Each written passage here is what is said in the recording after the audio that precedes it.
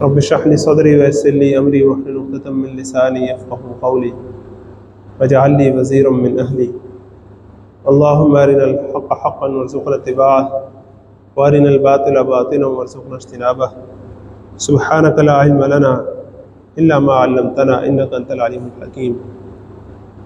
قال النبي صلى الله عليه وسلم يا أيها الناس قولوا لا إله إلا الله تفلحوا وتملكوا بها العرب وتدينوا بها العجم وإذا متم كنتم ملوكا في الجنة.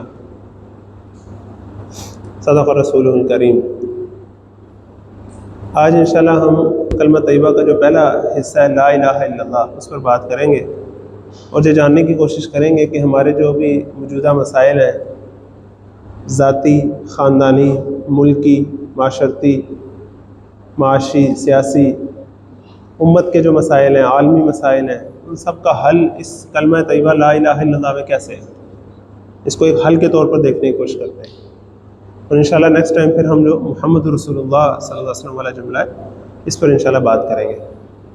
لا الہ الا اللہ کی اہمیت کتنی ہے آپ اندازہ کریں کہ آپ صلی اللہ علیہ وسلم کی ایک بڑی خوبصورت حدیث ہے کہ من قال لا الہ الا اللہ دخل الجنہ.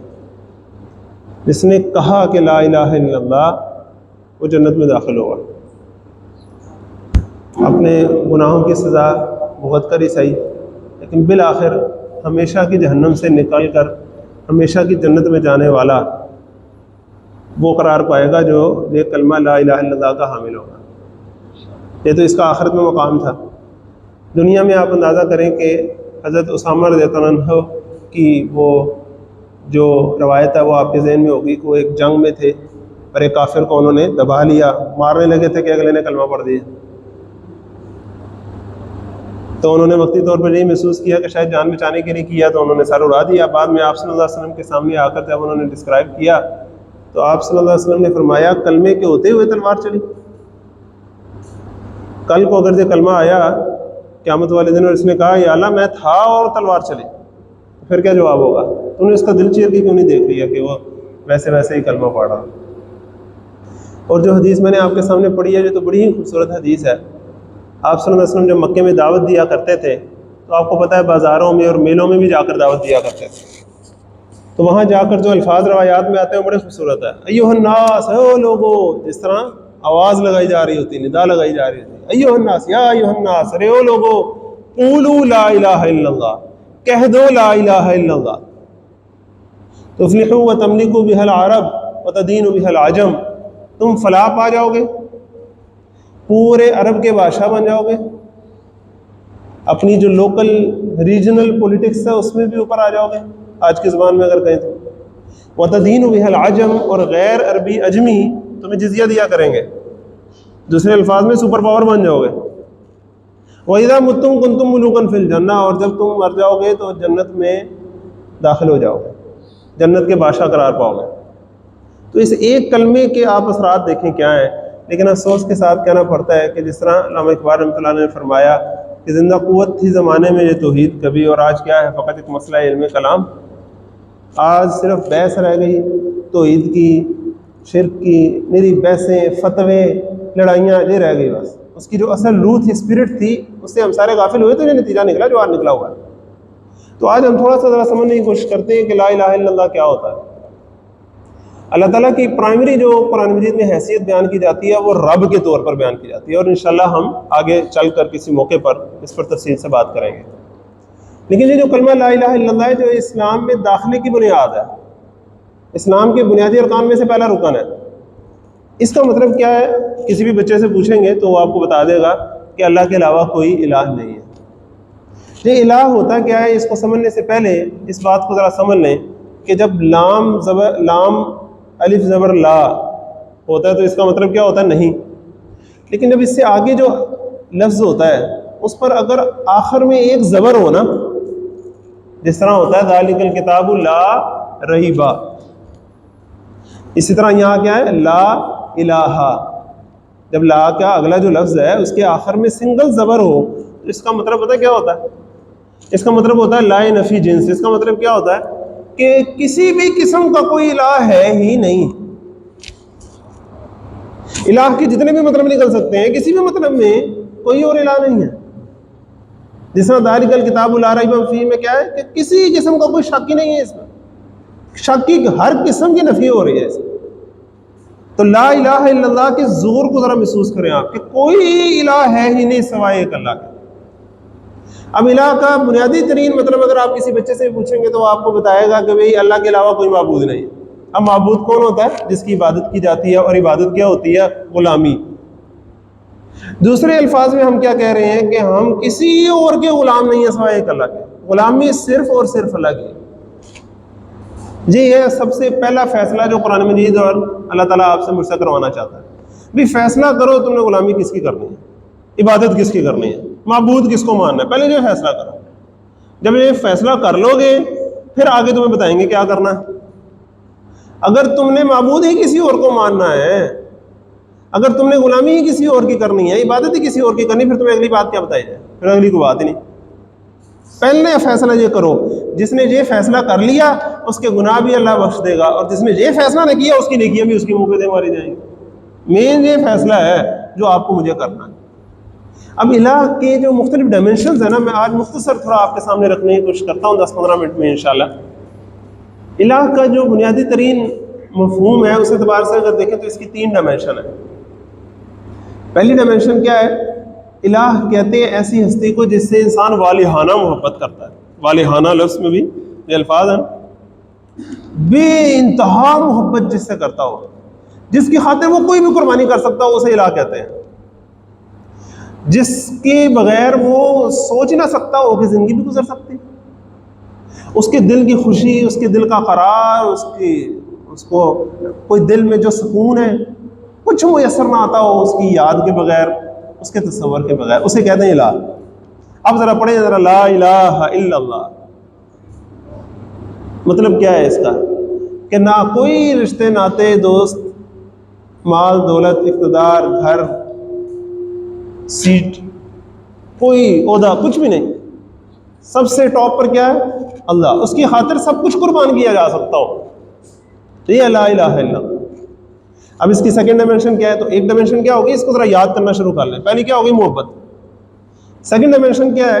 الہ ایسی ہستی کو کہتے ہیں جس کا ایسا روب اور دبدبہ انسان پر طاری ہو جائے کہ انسان کانپ کر رہ جائے اس کے تصور سے, خشیت طاری ہو جائے اس کے جسم پر, کانپ اٹھے اس کے جسم پر. اس کی ناراضگی کا وہ تصور نہ کر سکے کہ جو اگر وہ مجھ سے ناراض ہو گیا تو پھر تو میرا بیڑا ہی غرق ہو جائے گا. ایسا روب اور دبدبہ اس کا انسان پر طاری ہو, اس ہستی کو کہتے ہیں لا الہ. الہ. اب ذرا پڑھیے لا الہ الا اللہ کیا مطلب ہے اس کا؟ کسی اور کا خوف, کسی اور کا روب آنکھوں میں نہ جچے. صرف ایک اللہ ہے جس کے سامنے جواب دہی کا احساس ہے, اور اس کا پیدا کردہ انسان کے اندر جو ضمیر ہے اس کے سامنے انسان جواب دہ ہے.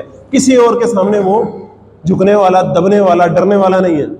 یہ انسان کو کرتا لا الہ الا اللہ. ذرا آپ سوچئے تو صحیح نا, یہ لا الہ الا اللہ کیا تھا جو صحابہ کے اندر جب گیا تو ساری چیزیں قربان کر دی انہوں نے, ہر چیز کے سامنے ڈٹ گئے. پتھروں پر رگڑا جائے یا پتھروں کے نیچے دبایا جائے یا کوئلوں کے اوپر لٹایا جائے, کچھ بھی کیا جائے, لا الہ الا اللہ احد احد. کیفیت کیا تھی کہ سامنے بڑا لشکر بھی ہو, 1,00,000 2,00,000 کا, مار کے موتا میں 2,00,000 فورس تھی سامنے اور 3,000 صحابہ, لیکن لا الہ الا اللہ. یہ ہوتا ہے لا الہ الا اللہ.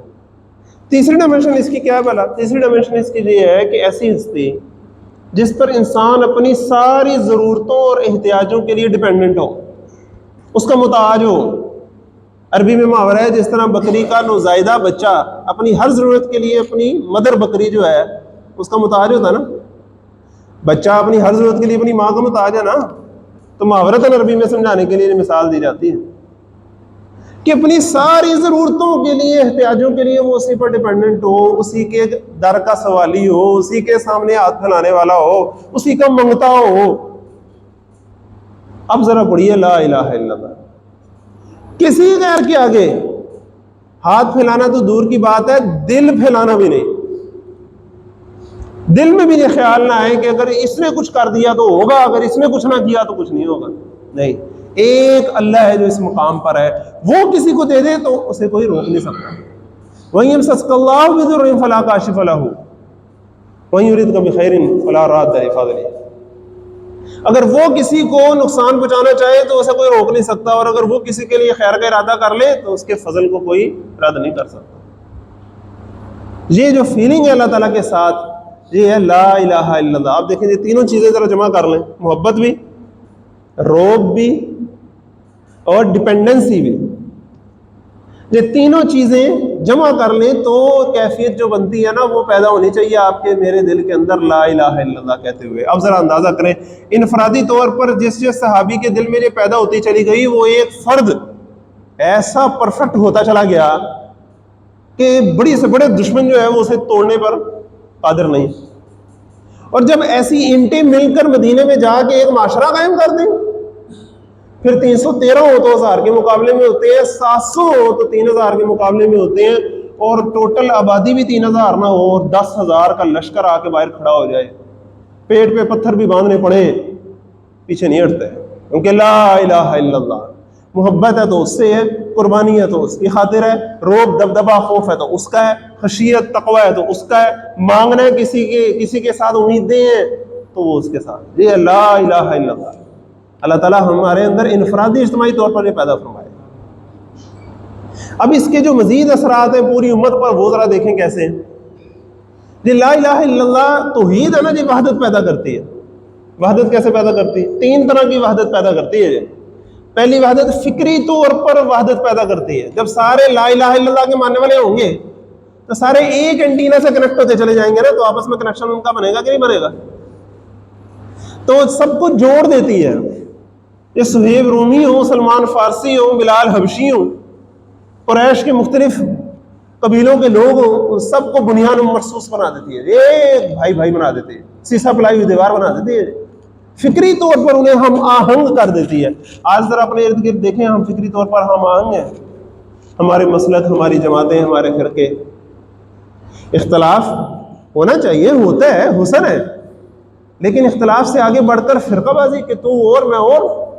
اگر واقعی لا الہ الا اللہ ہوتا تو کیا ہم آہنگی نہ ہوتی؟ ہمارے دشمن ایک ہیں اور ہم علیحدہ ہیں. فکری ہم آہنگی کے بعد کیا ہوتا ہے؟ عملی ہم آہنگی پیدا ہوتی ہے. عملی طور پر سارے اسی ایک اللہ کو راضی کرنے میں لگ جاتے ہیں، تو ایک رنگ میں رنگے جاتے ہیں. جیسے قرآن نے کیا فرمایا؟ صبغۃ اللہ، اللہ کا رنگ. ومن احسن من اللہ صبغۃ، اور اللہ کے رنگ سے بہتر کس کا رنگ ہوگا؟ تو ہر بندہ جب اللہ کے رنگ میں رنگنے کی کوشش کرے گا تو یک رنگی آ جائے گی نا ان کے عمل میں بھی، ایک سملیرٹی آئے گی نا، ایک اتفاق پیدا ہوگا. اور تیسری جو ہم آہنگی اور ایک وحدت پیدا کرتا ہے یہ کلمہ، وہ کیا ہے؟ بیانیے کی، سٹانس کی. آج امت مسلمہ کا کوئی سٹانس ہے تو بیانیہ ہے. آج دنیا کے مسائل پر امت مسلمہ سے رائے لیں نا، کیا آپ کا کیا خیال ہے؟ نہیں، گلوبل وارمنگ بہت ہو رہی ہے، ٹمپریچر بڑھ رہا ہے، گلیشیئرز پگھل رہے ہیں، دنیا کو خطرہ ہے، عالمی حالات دگرگوں ہو رہے ہیں، تیسری جنگ عظیم سر پر آ کھڑی ہے. امت مسلمہ سے پوچھیں نا آپ کیا کہتے ہیں، آپ کا کیا خیال ہے؟ کوئی خیال ہے ہمارا؟ تو بیانیہ ہے، کوئی سٹانس ہے کہ ہم کچھ کہہ سکیں کہ جی امت مسلمہ کہتی ہے. کیا کہتی ہے؟ کچھ نہیں کہتے، کسی جوگی نہیں رہی. وہ یہ پیدا کرتا ہے کلمہ. وہ ایسا پیدا کرتا ہے کہ ایک بوسیدہ کپڑے پہنے ہوئے، پرانے کپڑے پہنے ہوئے صحابی گدھے کی نکیل پکڑ کر بھی جاتے ہیں تو ایران کے بادشاہ کے دربار میں پہنچ جاتے ہیں اور کہتے ہیں ہم ایک اللہ کے ماننے والے ہیں اور ہمیں بھیجا گیا ہے تاکہ ہم لوگوں کو لوگوں کی غلامی سے نکال کر اللہ کی غلامی میں لے کر آنے والے. یہ ہوتی ہے امت مسلمہ کا بیانیہ. عالمی منظر نامے میں اس کی کوئی سے. اللہ تعالیٰ ہمیں وہ نصیب فرمائے. اس کے لیے یہ لا الہ الا اللہ ہے. اب اس کے مزید جو 3 اثرات ہیں وہ بھی ذرا دیکھیے. معاشرتی سطح پر معاشرتی اونچ نیچ، اس کا حل لا الہ الا اللہ کیا ہے؟ کہ اللہ ایک خالق ہے، تم سارے اس کے مخلوق ہو، اس کی نظر میں تم سارے برابر ہو جیسے کنگھی کے دندانے، کوئی اونچ نیچ نہیں ہے. اللہ کی دی ہوئے قانون کی نظر میں تم سب برابر ہو. یہ قانون کی حکمرانی اور قانون کی نظر میں سب کا برابر ہونا، آج ہم اس سے کتنے محروم ہیں. امیروں کے لیے کچھ قانون ہے، غریبوں کے لیے کچھ قانون ہے، اپنے فیورٹس کے لیے کچھ قانون ہے، جن پر غضب آ گیا ان پر کچھ قانون ہے. کوئی آئین قانون انسانی حقوق ملکی سطح پر دیکھ لیں، عالمی سطح پر دیکھ لیں، کہیں تو کتا بھی مر جائے تو بڑی بات ہے، اور کہیں انسانوں کو بھون دیا جائے بموں سے تو کوئی مسئلہ نہیں. یہ سب کچھ ہو رہا ہے نا. یہ سارے کا حل کیا ہے؟ لا الہ الا اللہ. سارے ایک اللہ کے بندے بن کر، بھائی بھائی بن کر آپس میں اخوت کے ساتھ رہیں گے تو بات ہے. اور وہ لا الہ الا اللہ سے پیدا ہونے والی. معاشی سطح پر دیکھیں، معاشی سطح پر کیا ہے؟ وسائل پر قبضہ ہے، ایک دوسرے سے چھینا چھپٹی ہے. جبکہ لا الہ الا اللہ کیا کہتا ہے؟ لا الہ الا اللہ کہتا ہے ایک مالک اللہ ہے، تم سارے امین ہو، اس نے جو تم سب کو دیا ہے، تم سارے امین و مالک نہیں ہو. لہذا کسی فرد، کسی گروہ، کسی طبقے کا، کسی ملک کا یہ حق نہیں ہے کہ وہ وسائل پر قبضہ جما لے اور دوسروں کو محروم کرے. نہیں، وسائل کی دستیابی، منصفانہ تقسیم، منصفانہ مواقع، یہ لا الہ الا اللہ پیدا کرتا ہے. آج ہمارا یہ ایشو ہے کہ نہیں ایشو؟ اس سے آگے بڑھے سیاسی سطح پر کیا ہے؟ ایک اللہ حاکم ہے، تم سارے اس کے محکوم ہو. کیا مطلب؟ کسی شخص کو، کسی خاندان کو، کسی طبقے، کسی ادارے، کسی ملک کو، کسی جماعت کو یہ حق حاصل نہیں ہے کہ وہ اپنی حکمرانی کا دعویٰ کرے اور لوگوں کو غلام بنا کے رکھے. نہیں، اللہ نے تو لوگوں کو آزاد جنا تھا، آزاد پیدا کیا تھا. حضرت عمر نے فرمایا نا کہ لوگوں کو ان کی ماں نے تو آزاد جنا تھا، تم نے غلام کب سے بنا لیا انہیں؟ اللہ تعالیٰ نے تو آزاد پیدا کیا. ہاں، اللہ تعالیٰ نے کچھ حدود و قیود مقرر کی ہیں، مقرر کر دی ہیں. اس دائرے کے اندر اندر رہ کے تم نے باہمی مشورے سے اپنے فیصلے چلانے ہیں. کسی کو اختیار نہیں ہے کہ کوئی دوسرے کے اوپر اپنی رائے تھوپے. تم سب برابر ہو. المسلم کفو للمسلم، مسلمان دوسرے مسلمان کے بالکل برابر ہے. وہ اپنی آزاد مرضی سے اللہ تعالیٰ کی حدود کی پابندی کرتے ہوئے اپنے قانون اور آئین بنائیں گے اور پھر اس کے سامنے سب برابر ہو جائیں گے. یہ لا الہ الا اللہ. اللہ تعالیٰ آپ کو مجھے یہ سمجھنے کی توفیق عطا فرمائے. آخری بات جو میں آپ سے کہنا چاہتا ہوں وہ کیا ہے؟ آپ کے میرے ساتھ لا الہ الا اللہ کا ایک اضافی بھی رشتہ ہے. آپ اور میں جو آج یہاں بیٹھے ہیں نا، یہ کس کی بدولت بیٹھے ہیں؟ ایک کلمے کی بدولت بیٹھے ہیں. مسلم لیگ کے اوپر کوئی نظر کرم رہی ہوگی انگریز کے شروع کے زمانے میں، کوئی وائسرائے ذرا اچھا ہوگا، اس کے اچھے تعلقات ہوں گے، لیکن جس زمانے میں پاکستان بنا ہے اس زمانے میں جو لیبر پارٹیز حکومت میں تھی وہ تو پوری کانگریس کے ساتھ تھی. ہندو اکثریت میں مخالف، انگریز مخالف، گاندھی جیسا لیڈر مخالف، خود مسلمانوں کے بھی کئی مولوی بھی اور کئی دوسرے اسلام کے غلبے کے نام لیوا بھی سارے مخالف پاکستان بننے کے. لیکن اللہ تعالیٰ نے پاکستان بنوایا کس بنیاد پر؟ کس طاقت کے بلبوتے پر؟ لا الہ الا اللہ. آج بھی اگر پاکستان بچے گا تو صرف اس کلمے کی بنیاد پر کہ پوری قوم بحیثیت مجموعی سے ایک کلمے کے تحت ایک ہو جائے. صرف ایک اللہ کی محبت، صرف ایک اللہ کا رعب اور دبدبہ، صرف ایک اللہ کے سامنے ہاتھ پھیلانا، اس کی اللہ کی توحید کی وجہ سے آپس میں ایک وحدت، ایک ہم آہنگی، اور اس کے بعد قانون کی نظر میں برابر ہونا، وسائل کی منصفانہ تقسیم ہونا اور اللہ کی حاکمیت کو تسلیم کرتے ہوئے عوام الناس کے شورائی نظام کے ذریعے سامنے آنا. یہ پورا پیکج جو لا الہ الا اللہ آپ کو مجھے دیتا ہے، جس سے آپ کے میرے مسائل بھی حل ہوتے ہیں اور انفرادی، اجتماعی، ملکی، عالمی سارے مسائل کا حل اس میں. اسی سے وہ امت مسلمہ وجود میں آئے گی جو جسم واحد کی طرح ہوتی ہے، جس کے ایک حصے کو تکلیف ہو تو باقی سب کو محسوس ہوتی ہے، ریئیکٹ بیک کرتی ہے، پیچھے کرتی ہے اس سے. آپ سمجھ ہی رہے ہوں گے میں کیا کہہ رہا ہوں. آپ میں سے کوئی بھی نہیں ہے کہ جس کو پتہ نہ ہو کہ غزہ پر کیا ہو رہا ہے یا باقی مسلمانوں کے ساتھ کیا ہو رہا ہے. لیکن یہ غور کرنے کی بات نہیں ہے کہ وہاں کیا ہو رہا ہے، غور کرنے کی تو یہ بات ہے کہ باقی جگہوں پر کیا ہو رہا ہے. کیا یہ زندہ جسم ہے کہ اس کا ایک حصہ کاٹا جا رہا ہے، لہو لہان ہوا جا رہا ہے، چھیلا جا رہا ہے، روسٹ کیا جا رہا ہے، اور باقی کو فرق ہی نہیں کو پڑ رہا. اللہ تعالیٰ ہمیں اس کلمے کی بنیاد پر انفرادی طور پر بھی اٹھنے کی توفیق عطا فرمائے اور اجتماعی طور پر بھی. صدق اللہ.